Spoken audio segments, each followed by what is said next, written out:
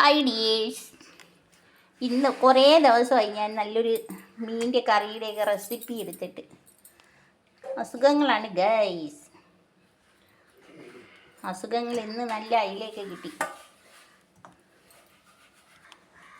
Okay guys, അസുഖത്തിൻ്റെ കാര്യം പറഞ്ഞത് mild fatty liver ഒരു 3-4 വർഷം മുമ്പ് വന്ന്. പിന്നീട് എനിക്ക് കൊറോണ വന്ന്. ഞാൻ എന്നിട്ട് അറിഞ്ഞില്ല. കൊറോണയുടെ ഇഞ്ചക്ഷനൊക്കെ എടുത്തിട്ടിരിക്കുകയായിരുന്നു.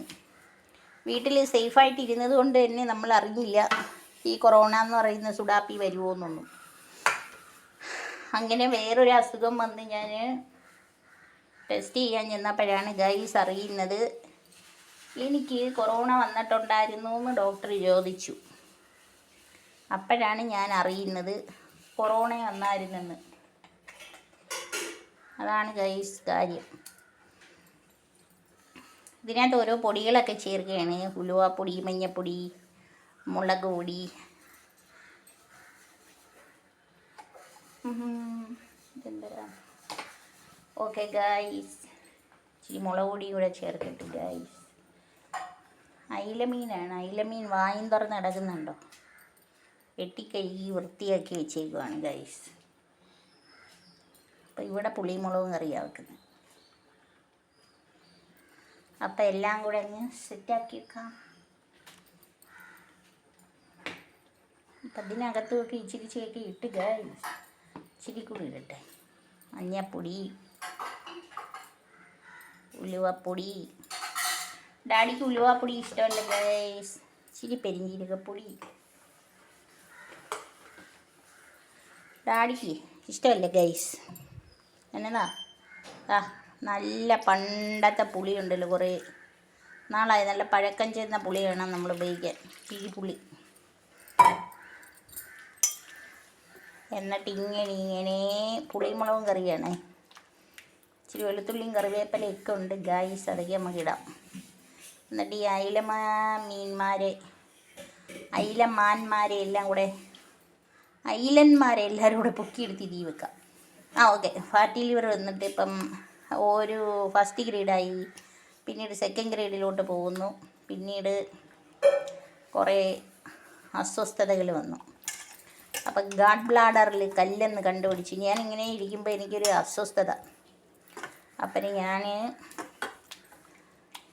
വേഗം പോയൊരു സ്കാൻ ചെയ്ത്. ആരും പറഞ്ഞില്ല, ഒരു ഡോക്ടറെയും കൺസൾട്ട് ചെയ്യാതെ തന്നെ ഞാൻ പോയൊരു ഫിസിഷ്യനെ കണ്ടിട്ട് എനിക്കൊരു സ്കാനിങ് എഴുതി തരുമോയെന്ന് ചോദിച്ചു. മരുന്ന് ഇച്ചിരി വേറുള്ള പനിയുടെയൊക്കെ മരുന്നൊക്കെ മേടിച്ചു. അപ്പോൾ ഗാഡ് ബ്ലാഡറിൽ കല്ലെന്നതിൽ കണ്ടുപിടിച്ച്. ഇംഗ്ലീഷ് വായിക്കാൻ അറിയാവുന്നതുകൊണ്ട് ഞാൻ ഡോക്ടറെ കൺസൾട്ട് ചെയ്യാതെ പോയി സ്കാൻ ചെയ്തില്ലേ.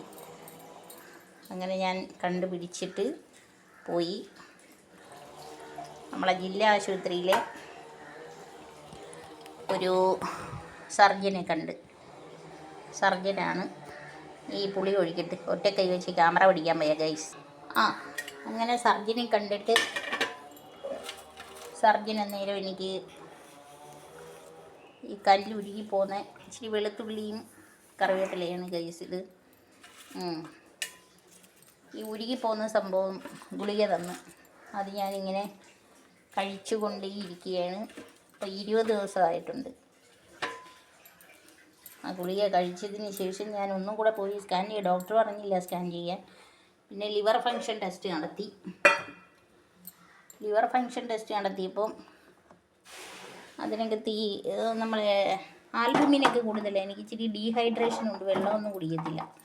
വെള്ളം കുടിക്കാൻ പറ്റുന്നില്ല ഗൈസ്. അതുകൊണ്ടാണ് വെള്ളം കുടിച്ചാൽ എപ്പോഴും അങ്ങ് ബാത്റൂമിൽ പോകാം.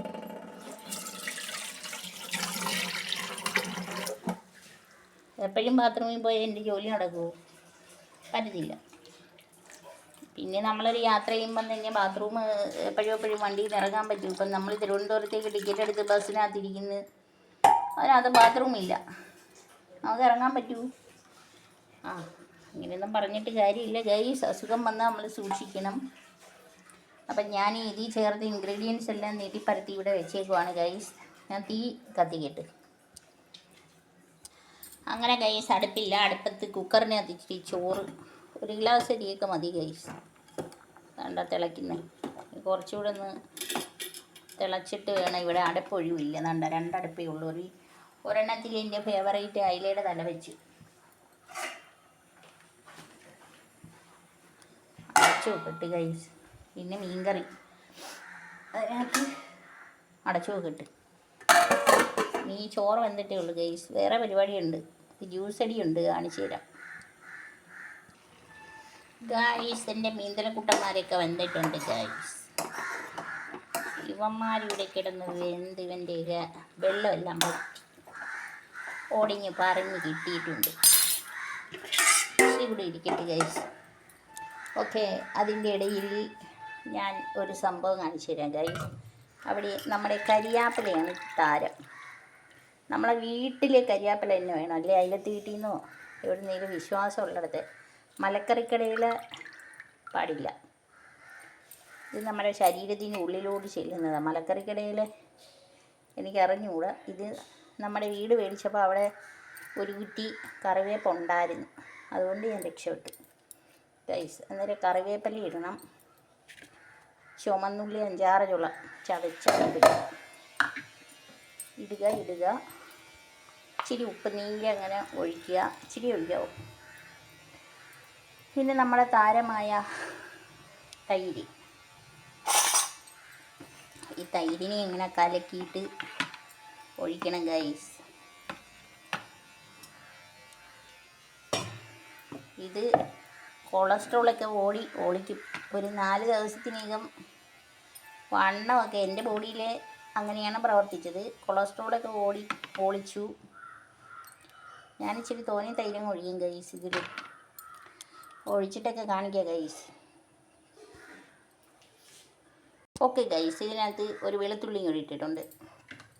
ഇത് അടിച്ച് കലക്കിയിട്ട് വേണം പിന്നീട് നമുക്ക് കുറച്ചും കൂടെ തൈര് ഒഴിക്കാൻ. കാണിച്ചു തരാം ഗൈസ്. തൈരൊക്കെ ഇവിടെ സെറ്റായിരിക്കുന്നുണ്ട്. ഓക്കെ ഗൈസ്, നമുക്ക് ഇത്രയും ഇങ്ങനെ അരഞ്ഞിട്ടിട്ടുണ്ട്. അതിലിനി നമുക്ക് 1 ഗ്ലാസ്സൊക്കെ വേണ്ടേ, അപ്പോൾ ഇച്ചിരി കുറച്ചുകൂടെ തൈരിങ്ങനെ ഒഴിക്കണം കേട്ടോ. ഒഴിച്ചിട്ട് ആവശ്യത്തിന് തൈരൂടെ ഒഴിക്കണം.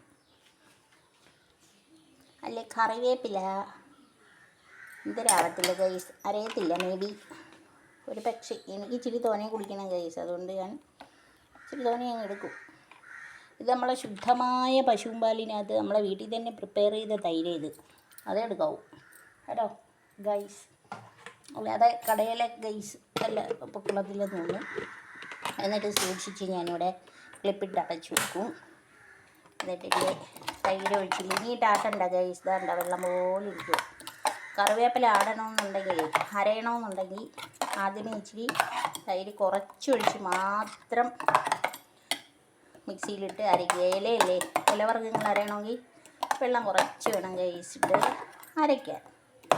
ഇച്ചിരി തരിയുന്നുണ്ടെങ്കിലൊന്നും കുഴപ്പമില്ല ഗൈസ്. ഞാനിത് ഒഴിച്ച് കാണിക്കുക ഒരു ഗ്ലാസ്സിലോട്ട്.